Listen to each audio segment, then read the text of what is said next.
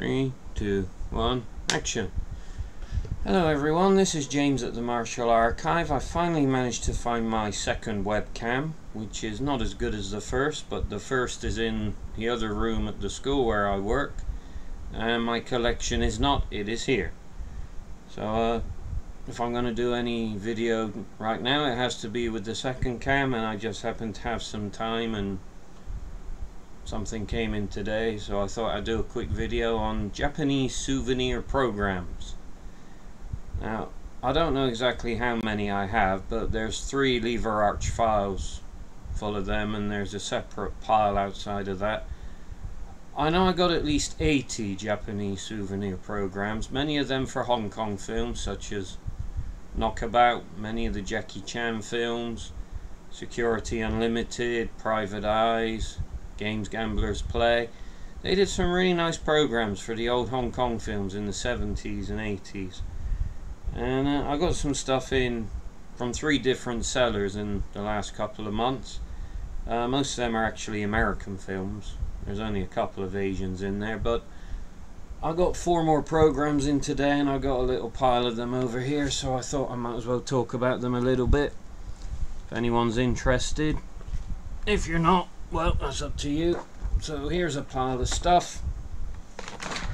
So let's start with the ones that came in today. These were relatively cheap. James Bond, For Your Eyes Only, one of my favourite of the Bond films. I know Sean Connery was the best acting wise as Bond, but there's something about the delivery of Roger Moore.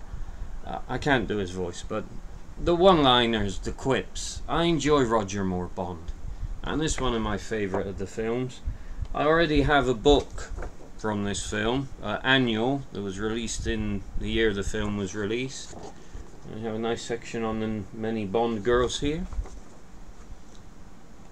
And unfortunately it's overlappy pictures, which are a bit annoying. It's not so easy to scan usable stuff that you could use in a magazine or something. Nice full page colour there.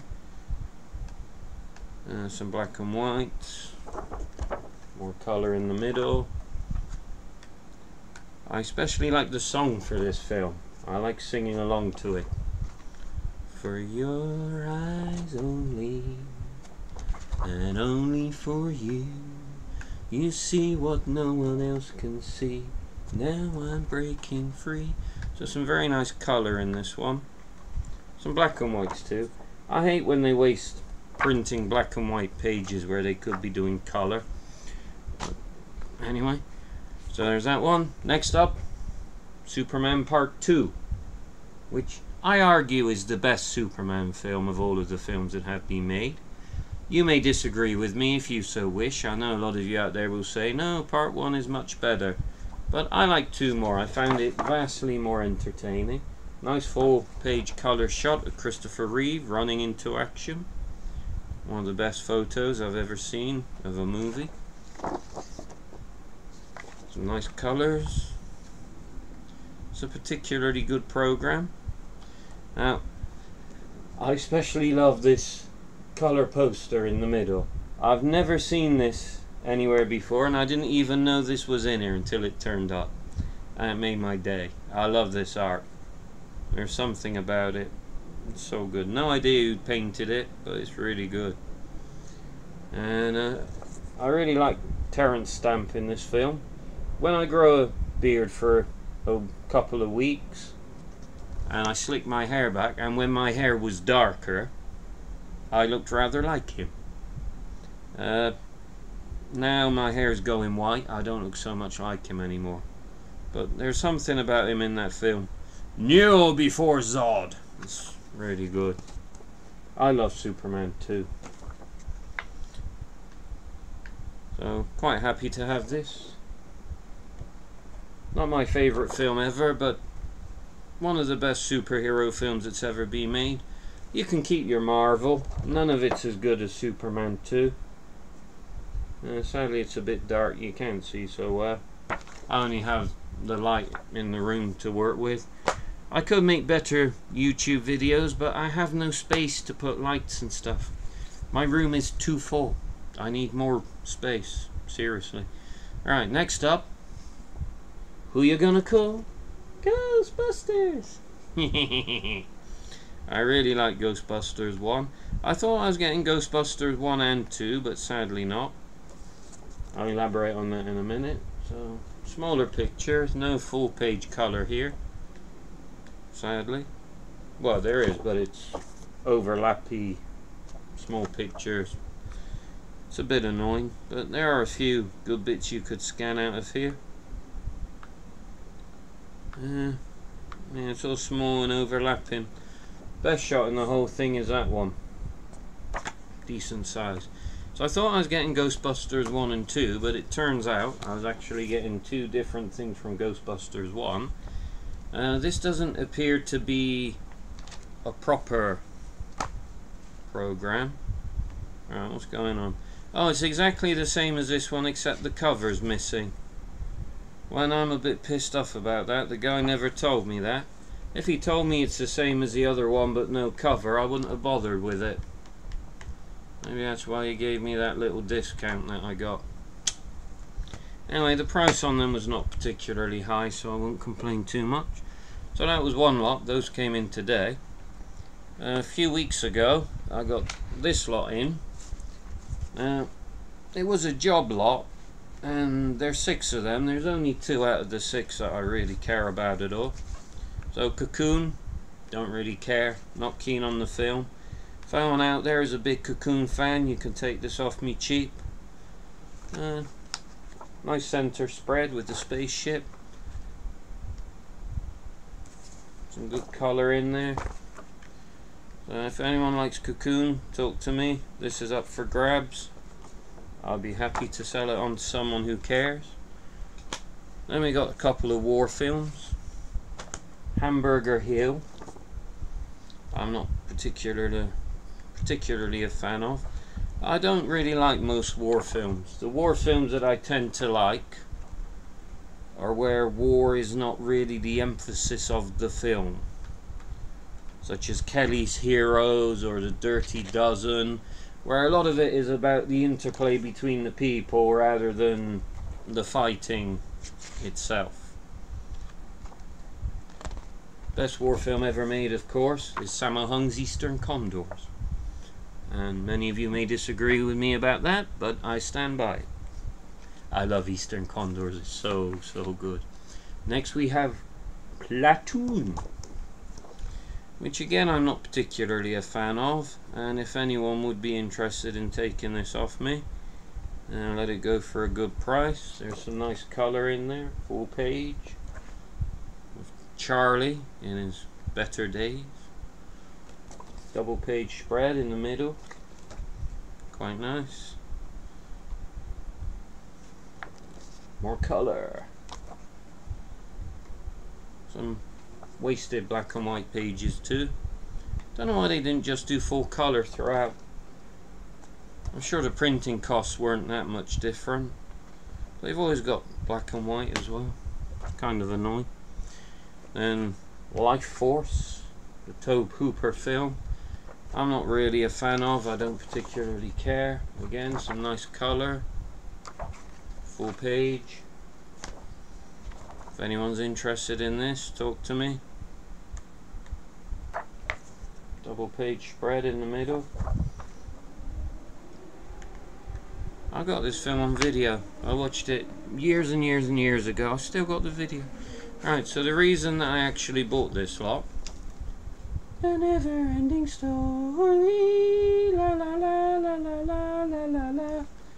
It's amazing how a man can have that high-pitched voice that Lamau does.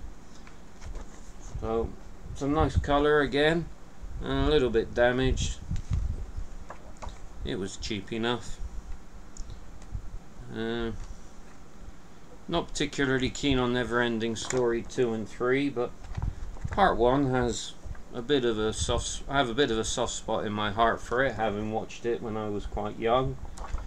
I never went as mad for it as some people did, but I kind of enjoyed it. And it is a cult classic these days. I still enjoy parts of it. There are bits of it that I fast forward these days.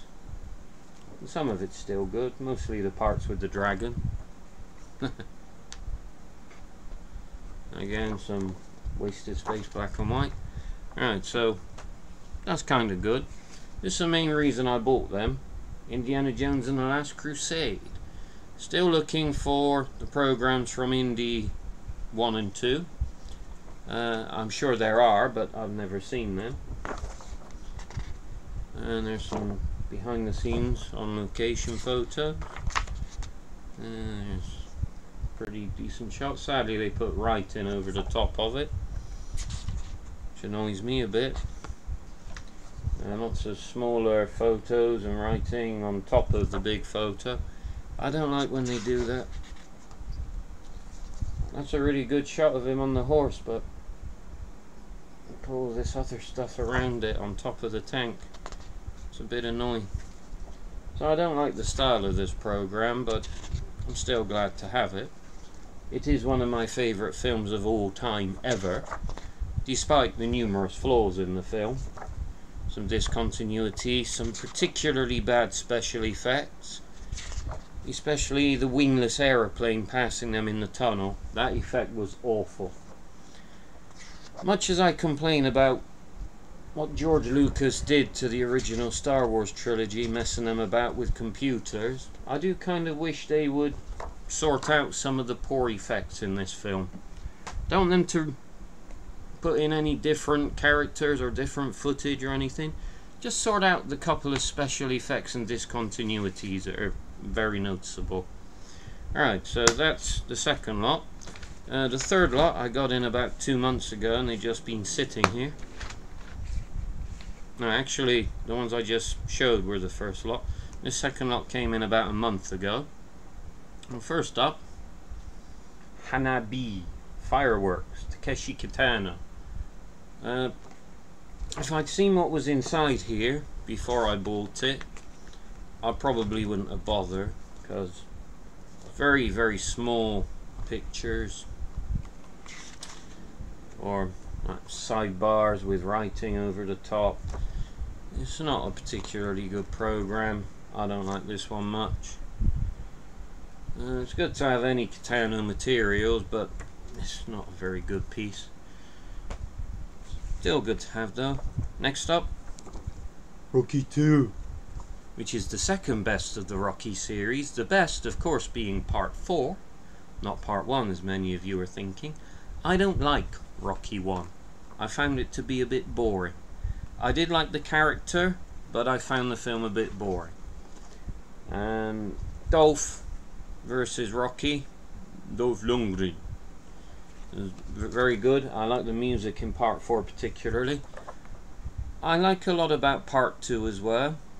I particularly like the training scenes in part 2, where he's chasing the chicken. It is funny. There's something about Burgess Meredith. They're gonna eat nails and shit lightning or something, wasn't it? I can't remember. But he did make me laugh. I love Burgess. Rocky. A pretty good program. Unfortunately, the lower staple's missing, and the middle page has come out, and there's rust where the staples were. It's not in great condition. Probably not really worth anything if I tried to sell it on due to the condition, but I'm not going to do that. I want to keep it anyway. Last two, Swordfish. I'm quite a big fan of this film. I know a lot of people don't particularly like it, but I rather do. Unfortunately, this program is a very irritating style. I'm not really keen on it, but I do like the film very much. There's a lot of colour, but they're not really much that you could scan and use in a magazine or anything. But I like this film. It's a lot of fun. I should watch it again. It's been too long since I saw it. It's a good film, especially the opening with the slow motion. Alright, last up, the guy who I bought these from had the Japanese program for On Back, and someone had bought it by the time I saw the stuff he was selling, so sadly I missed out on that. Actually, hold the phones. No, scratch that. He also had Tom Yum-goong, and I missed out on that one. But the guy who bought Tom Yum-goong, it seems, didn't want Ong back. Maybe he's got it already. So I picked that one up. And again, it's interesting stylistically, but there's not really anything that you could scan that's usable. Mostly text and decorative backgrounds with weirdly shaped pictures. That's the best part in it. I do like that shot of the flaming legs. That's the best part. I watched that part so many times. The first time I saw the film, rewind, watch again, rewind, watch again, rewind, watch again. Was that real or was it CGI? I think it was real. Actually, I know it was real because I've seen the behind the scenes. I really like that part. I was quite impressed by it. So, mostly a bit of a weird program. I do kind of like this part where they got 9 small photos. I wish they were bigger photos. But, interesting to have. Anyway, so there's some Japanese souvenir programs that came in recently. I will do something about the posters soon, but I don't want to try and manhandle, unroll and show the posters. Some of them are a bit delicate, and if they're a bit springy where they've been rolled for too long, then they can rip along the creases and what have you.